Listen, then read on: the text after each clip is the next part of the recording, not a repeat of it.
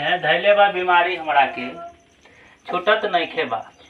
तो कमेंट में किए कहे हैं क्यों नहीं छूट रहा है, कौन सा बीमारी धरा है? तो बोलता है पढ़ने का बीमारी धर लिया है जो छूटता नहीं है। तो चलो देखते हैं। किसी ठोस पर गैस के अधिशोषण को प्रभावित करने वाले कारक कौन से हैं? ठोस पदार्थ की सतहों पर गैसों का अधिशोषण अग्रलिखित कारकों पर निर्भर करता है। पहला क्या? अधिशोषण की प्रकृति, पृष्ठ क्षेत्रफल तथा प्रविभाजित अवस्था। अधिशोषण की प्रकृति, यहाँ कॉमा रहेगा। दूसरा है गैसों की प्रकृति। तीसरा क्या? ताप। चौथा क्या है? दाब। पांचवा क्या है? अधिशोषण की सक्रियता। सभी को पढ़ने का ही बीमारी लगना चाहिए, दूसरा बीमारी नहीं लगना चाहिए। दूसरा बीमारी लग गया तो पढ़ नहीं पाएगा। मन से पढ़ो, चैनल पे वीडियो को एक दूसरे को शेयर करो। अगला प्रश्न देखो। मेथिल एमीन एनिलीन से ज्यादा क्षारीय है, कारण बताइए। क्या कारण? मेथिल एमीन से एनिलीन अधिक क्षारीय है या कम क्षारीय है, उसका रीजन बताना है। तो साइक्लोहेक्साएमीन, क्या पढ़ेंगे इसको? साइक्लोहेक्साएमीन में साइक्लोहेक्सेन मूलक उपस्थित रहता है। साइक्लोहेक्सेन एक इलेक्ट्रॉन धकेलने वाला मूल है, जबकि फिनाइल समूह इलेक्ट्रॉन खींचने वाला होता है। इसलिए साइक्लोहेक्सेन एमीन एनिलीन से ज्यादा क्षारीय होता है। एक क्या करता है? इलेक्ट्रॉन को आगे बढ़ा देता है, धकेल देता है। एक क्या करता है? खींचने काम करता है।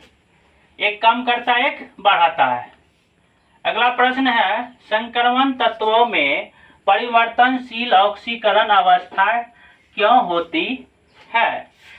तो क्या बोलेंगे? संक्रमण तत्व का अंतिम कोश पूर्ण रूप से नहीं भरा होकर आंशिक रूप से भरा होता है, इसलिए ये परिवर्तनशील ऑक्सीकरण अवस्था दिखाते हैं। यही कारण इन्हें हम संक्रमण तत्व भी कहते हैं, जैसे कॉपर etc।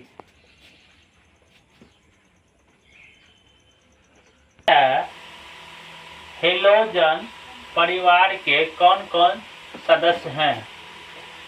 पहला है फ्लोरीन, क्लोरीन, ब्रोमीन, आयोडीन और एस्टेटिन। ये तत्व धातु से संयोग कर लवण बनाते हैं, अतः ये हेलोजन भी कहलाते हैं।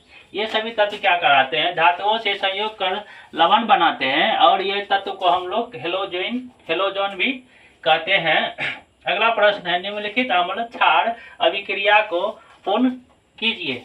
तो समीकरण दिया हुआ है अम्लीय क्षार अभिक्रिया, जिसमें जो है ये इसको संतुलित करना है। तो हम का ये प्रश्न दिया हुआ है यहाँ पे, इसी को यहाँ पे क्या किए हैं? उतारे हैं और इधर संतुलित किए हैं। इधर उतारे हैं और इधर संतुलित किए। HCl3 CH2 NH2 plus HCl से अभिक्रिया कराने पे क्या होता है प्राप्त? CH3 CH2 NH3 और Cl, लास्ट में क्लोरीन होगा। फिर है C2H5 का होल 3N प्लस HCl को अभिक्रिया कराए हैं, तो C2H5 का होल 5 हो गया NaCl। यहाँ पे क्या होता C2H5 का कोस्ट होल 3 ही होता, यहाँ 5 हो गया था।